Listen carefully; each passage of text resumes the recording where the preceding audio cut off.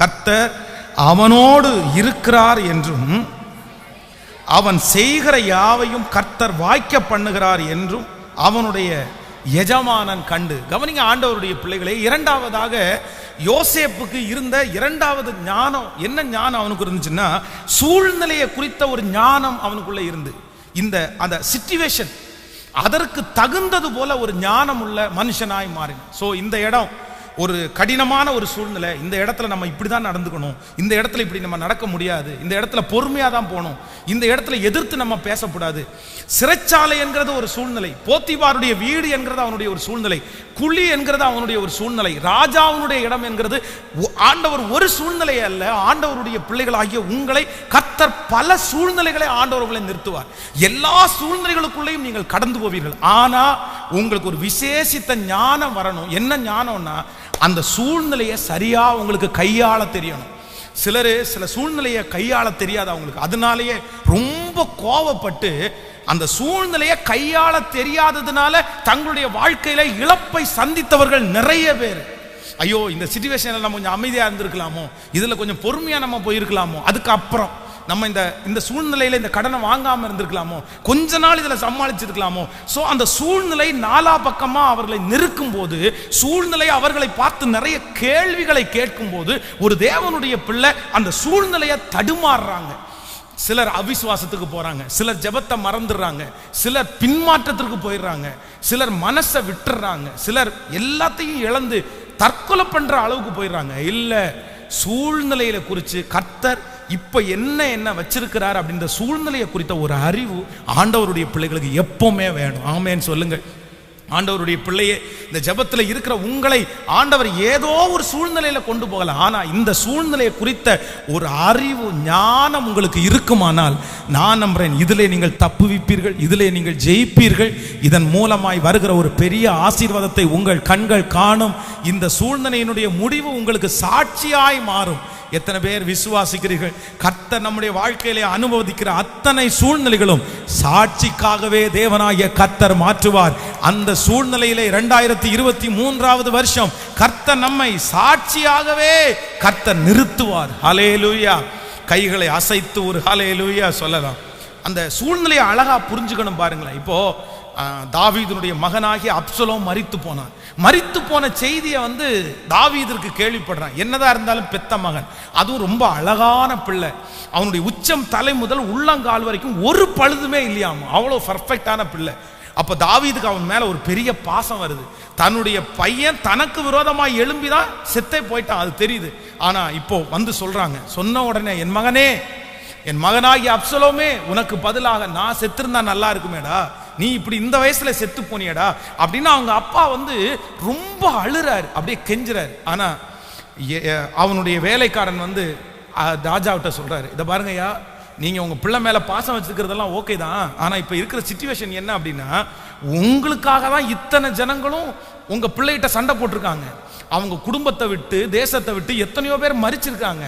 இந்த நாள் துக்கமா இருக்க வேண்டிய நாள் இல்லை, இது சந்தோஷமா இருக்க வேண்டிய நாள். நீங்க கொஞ்சம் வாங்க, நீங்க எத்தனையோ பேர் உங்களுக்காக போராடி செத்து போயிட்டாங்க, அவங்க எல்லாம் உங்களுக்கு தேவையில்லை, உங்க மகன் செத்து போனதான் உங்களுக்கு கவலையா இருந்துச்சுன்னா அவங்க தப்பா நினைக்க மாட்டாங்களா அப்படின்ற ஒரு காரியத்தை அவன் சொல்றான். சொன்ன உடனே கரெக்டா அந்த சூழ்நிலையை அவர் மேட்ச் பண்றாரு. பாருங்க, ஆமா, இந்த நேரத்துல பையன் இறந்த அந்த வருத்தம் பெரிய வருத்தம், அது மனசுல இருக்குது. பையனுக்காக அழுறது தப்புன்னு ஒருத்தர் சொல்றாரு. ஆனா ராஜாவா இருந்ததுக்கு அப்புறம் கூட எனக்கு தெரியும் அப்படின்னு சொல்லல. ஆமாப்பா, உண்மைதான்ப்பா. அந்த சூழ்நிலையை புரிஞ்சு கொண்டு ஜனங்களை ஆறுதல் படுத்தி, சரிப்பா எல்லாரும் போலாம் அப்படின்னு அவர் கூட்டிட்டு போறாரு. அப்போ ஆண்டவருடைய பிள்ளைகளே, இந்த சூழ்நிலையை சரியாக கையாள தெரியாட்டா நம்ம போஸ்டிங்லையும் ஆசீர்வாதத்திலையும் இருக்கவே முடியாது. இந்த யோசேப்பு ரொம்ப நல்லா அறிஞ்சுக்கிட்டது என்ன அப்படின்னா, அந்த இடத்துக்குள்ள போனான் பாருங்க. சரி, ஓகே, ஒரு சர்வே பண்றான் பாருங்க. அவனுடைய கண் அப்படியே பார்க்குது, அவனுடைய சிந்தை அப்படியே யோசிக்குது.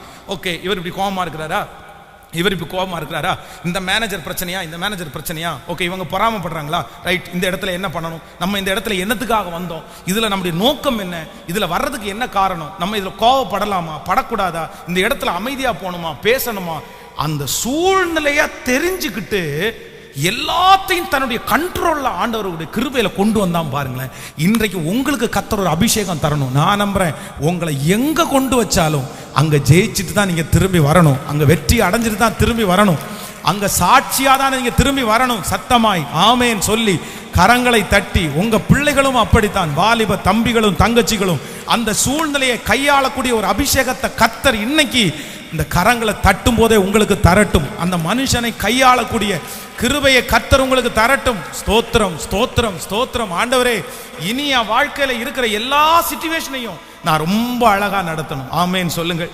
நல்லா கவனிங்க ஆண்டவருடைய பிள்ளைகளே. ஈசாக்கு தன்னுடைய மனைவியோடு விளையாடி கொண்டிருந்ததை யார் பார்த்துருக்காங்க? அந்த நாட்டினுடைய ராஜா பார்த்தானாம், விளையாடி கொண்டிருக்கிறத பார்க்கிறான்.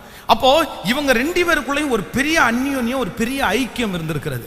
இது எப்படி எப்படி நடக்குதுன்னு பாருங்க, நல்லா கவனிங்க. ஈசாக்குனுடைய அம்மா இறந்து போயிட்டாங்க.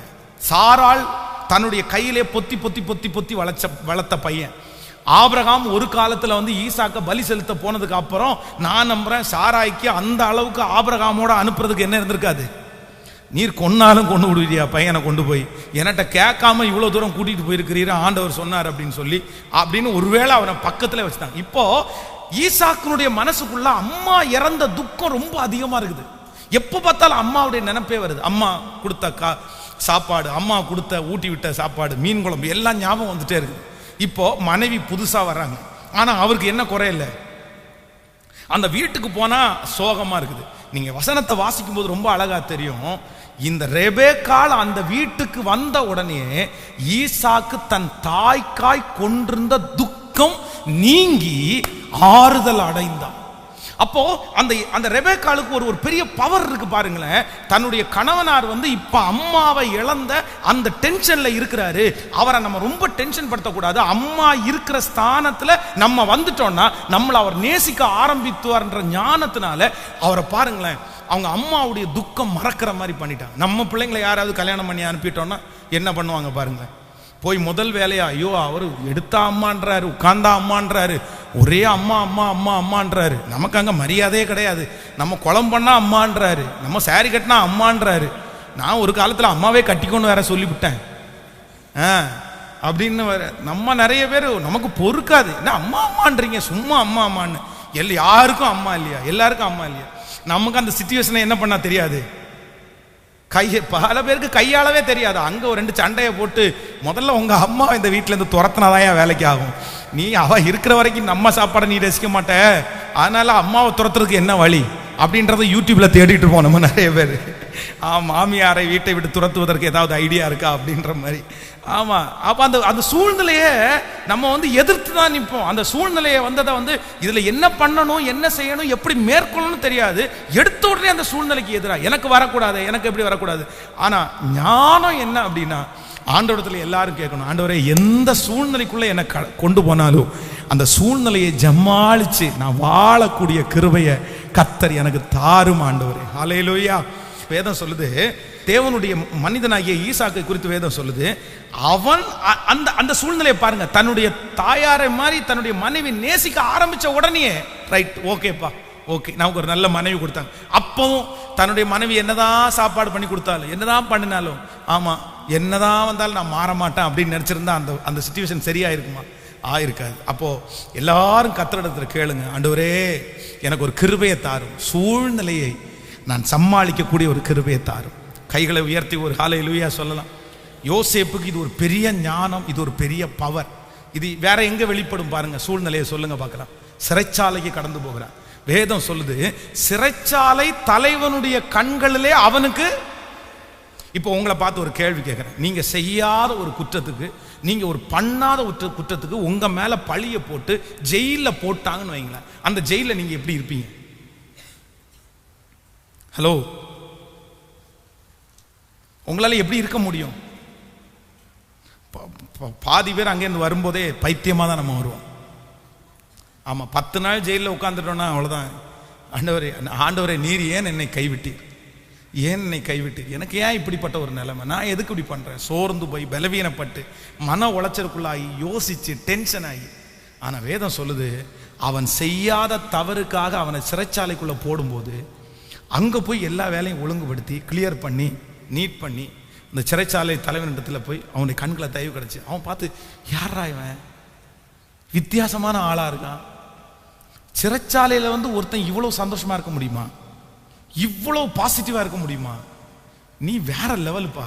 வாப்பா, இனி என் கையில் பொறுப்பு இல்லை. யாருக்கு பொறுப்புன்னு தெரியுமா? நீ வச்சுக்கோ, நீ இவங்களெல்லாம் பார்த்துக்கோ. அங்கே இருக்கிற அத்தனை ஜெயிலில் இருக்கிற ரவுடிங்களுக்கும் யார் தலைவன் ஆயிட்டா? கேட்கல. நம்ம நிறைய விட்டு அடிதான் வாங்கிட்டு வருமே தெரியுமா, தலைவன் ஆக மாட்டோம். அப்போ ஆண்டவரே கையை உயர்த்தி கேளுங்க ஏசப்பாட்ட, எனக்கு ஒரு கிருபை வேணும். 2023 வருஷம் எனக்கு ஒரு ஞானம் வேணும். எந்த சூழ்நிலை வந்தாலும், நம்ம எல்லாரும் அவ்வளோ பெரிய ஞானிகள் அல்ல, எனக்கு தெரியும். நம்மளால அது முடியல. சிஸ்டர், எத்தனை சூழ்நிலையில் நீங்க தோத்து போனீங்க. ஆண்டவர் உங்களுக்கு அனுமதிச்ச எத்தனை சிச்சுவேஷன் நீங்க ஜெயிச்சிருக்கீங்க. திரும்பி பாருங்க. இன்னைக்கு யோசிக்கிறோமே, இன்னைக்கு ரொம்ப நம்ம திங்க் பண்றோமே, ஐயோ நான் ஏன் இப்படி பண்ணினேன், நான் ஏன் இப்படி பண்ணேன், நான் இப்ப ஏன் இப்படி இருந்தேன். அந்த 2 வருஷம் நான் அந்த இடத்துல சமாளிச்சிருக்க கூடாதா? அந்த 6 மாதங்கள் கொஞ்சம் நான் கடினமா உழைச்சிருக்க கூடாதா? அந்த சூழ்நிலை எனக்கு கையாள தெரியல பாஸ்டர், சண்டை போட்டேன், எதிர்த்து நின்னுட்டேன். எல்லாருடைய கைகளையும் உயர்த்தி உங்க பிள்ளைகளுக்காகவும் ஜெபிங்க. ஆண்டவரே எங்க பிள்ளைகளுக்கு ஒரு கிருபை கொடுங்க ஆண்டவரே. எந்த சூழ்நிலைக்குள்ள போனாலும் அந்த சூழ்நிலையை ஜமாளிச்சு அதிலிருந்து ஒரு பெரிய வெற்றியோட, ஒரு ஜெயத்தோட என் பிள்ளைகள் கடந்து வருவதற்கு இப்பொழுது கர்த்தருடைய அற்புதம் வெளிப்படுவதாக சொல்லுங்க பார்க்கலாம். கைகளை உயர்த்தி இந்த ஜெபம் எல்லாரும் ஜெபிக்கணும்னு நான் ஆசைப்படுறேன். சபை ஜனமே, வாலிப தம்பியே, தங்கச்சியே, ஆண்டவர் உன்னை பல இடங்களில் அனுப்புவார். உன்னை ராஜா வீட்டுக்கு அனுப்புவார், நீ அங்க சரியா இருக்கணும். உன்னை பாதாளத்துக்குள்ள அனுப்புவார், நீ அங்க சரியா இருக்கணும். ஹல்லேலூயா. உன்னை சிறைச்சாலைக்குள்ள அங்க நீ சரியா இருக்கணும். நீ எங்க அனுப்பினாலும் அந்த இடத்துல சூழ்நிலையை சமாளிச்சு அழகாய் தேவனுடைய பிள்ளை என்கிறத நிரூபிக்கணும். கைகளை உயர்த்தி ஏசப்பாட்ட சொல்லுவோம், ஏசப்பா அந்த ஞானம் இப்பொழுது எனக்கு வெளிப்படுவதாக.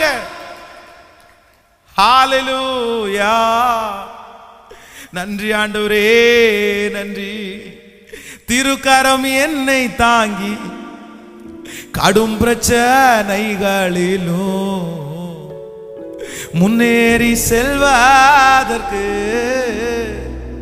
பலத்தை நீ தந்ததினா. கைகளை உயர்த்தி சொல்லுங்க பார்க்கலாம். திருக்கரம் என்னை தாங்கி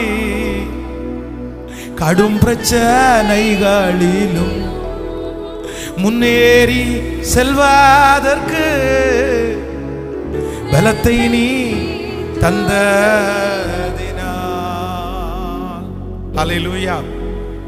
நான் இந்த துபாயிலிருந்து அபுதாபி என்கிற ஒரு இடத்துக்கு ஊழியத்திற்காக போனேன். அங்கேருந்து அபுதாபிக்கு ஊழியத்துக்காக என்னை அழைச்சிட்டு போனாங்க. ஸோ அங்கே அந்த ஊழியம் முடிச்சுட்டு இரவு ஒரு 12 மணிக்குள்ள ஆச்சு, ஒரு 11:30 மணிக்கு மேலே ஆகுது. நான் அடுத்த நாள் காலையில் ஒரு ஷூட்டிங் இருக்கிறதுனால இதுக்கு நான் கண்டிப்பாக வரணும். அடுத்த நாள் எனக்கு இருந்தே ஆகணும். அங்கேருந்து திரும்பவும் ஒரு 250 கிலோமீட்டர் பக்கத்தில் ட்ராவல் பண்ணி நான் வரணும். அப்போ நான் அவங்கள்ட்ட சொன்னேன், எனக்கு ஒரு கால் டாக்ஸி அரேஞ்ச் பண்ணிடுங்க, நான் போயிடுறேன், ஒன்றும் பிரச்சனை இல்லை அப்படின்னு. அப்போ ஒரு கால் டாக்ஸி அரேஞ்ச் பண்ணி அதில் ஒரு தமிழ்கார பையன் அதில் வந்தான், ஒரு வாலிப பையன். அவன் எங்கன்னா திருச்சி பக்கத்தில் உள்ள ஒரு பையன். அப்போ எனக்கு ஒரு ஆச்சரியமாச்சு, எல்லாருமே வேறு வேறு பாஷையை பேசிட்டு இருக்கும்போது ஒரு பையன் ஃப்ளோவாக தமிழ் பேசுகிறதுனால நமக்கு எப்போவுமே நம்ம ஊர் பாஷையை பேசணுன்னு ஒரு பாசம் வந்துருமே. எப்போவுமே நான் அந்த வாடகை காரில் போதும் பின்னாடி உட்காந்து ட்ராவல் பண்ணுவோம். ஆனால் இப்போ முன்னாடி உட்காந்தோம், ஏன்னா பேசிகிட்டே போகலாம் அப்படின்னு. அப்போ அவன்கிட்ட பேசிகிட்டே போனேன்.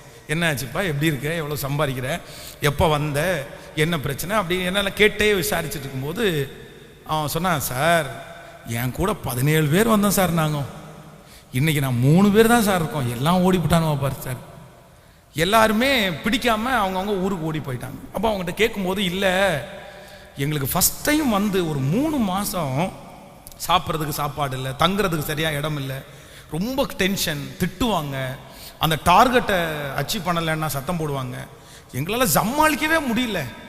அப்போ அந்த 3 மாதத்தில் இந்த பசங்க இந்த சிச்சுவேஷனை எதையுமே புரிஞ்சுக்க முடியாமல் கரெக்டாக ஒரு டார்கெட்டு 900 கொடுக்கணும், அந்த 900 முடிச்சுட்டு போய் படுத்துருவானுவான்.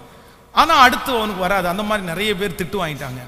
ஆனால் நான் கடவுளுடைய ஒரு பெரிய தயவில் அந்த 3 மாதமும் அந்த சூழ்நிலையில் கடிச்சு பொடி நின்றுட்டேன் சார். இப்போ பார்த்தீங்க அப்படின்னு சொன்னால், இப்போ நான் 9 மாதம் ஆச்சு, இப்போ நான் நல்லா சம்பாதிக்க ஆரம்பிச்சிட்டேன். இப்போ பரவாயில்ல, எனக்கு இப்போ ஒரு பெரிய நம்பிக்கை வந்திருக்குது. இந்த தேசத்தில் நான் பொழைச்சிருவேன்ற ஒரு நம்பிக்கை எனக்கு வந்திருக்குது. ஒன்றும் இல்லை சார், இன்னொரு 3-4 வருஷம் சார் நான் கொஞ்சம் இருந்து கடினமாக உழைச்சிட்டேன்னா கடனை முடிச்சிடுவேன், ஒரு சின்ன வீடு கட்டிடுவேன், அதுக்கப்புறம் நான் போய் என் ஊரில் செட்டில் ஆயிடுவேன், பரவாயில்ல எனக்காக ப்ரேயர் பண்ணுங்க அப்படின்னா. அப்போ நான் நம்புகிறேன் 17 பேர் போனதில் 3 பேர் தான் என்ன நினச்சிக்காங்கன்னா, அந்த சூழ்நிலையை சமாளிக்கிறதுக்கு ஞானம் அவங்களுக்கு இருந்திருக்கு. மற்ற பிள்ளைகளுக்கு அந்த ஞானம் இல்லாததுனால இங்கேருந்து 2 லட்சம் ரூபாய் கடனாகி போய் அங்கே போய் 1 லட்சம் ரூபாய் கடனாகி இப்போ கடன் மேல் கடனாக மாறிடுச்சு. இனி எப்படி கட்டுவாங்க, என்ன பண்ணுவாங்கன்னு தெரியாது. சூழ்நிலையை சமாளிக்க தெரியல அப்படின்னா நம்ம நிறைய இழந்துருவோம். இன்னைக்கு வீட்டில் போய் எழுதி வைங்க, ஆண்டவரே என் சூழ்நிலைகளை சமாளிப்பதற்கு எனக்கு ஞானத்தை தாரும் ஆண்டவரே. ஹல்லேலூயா.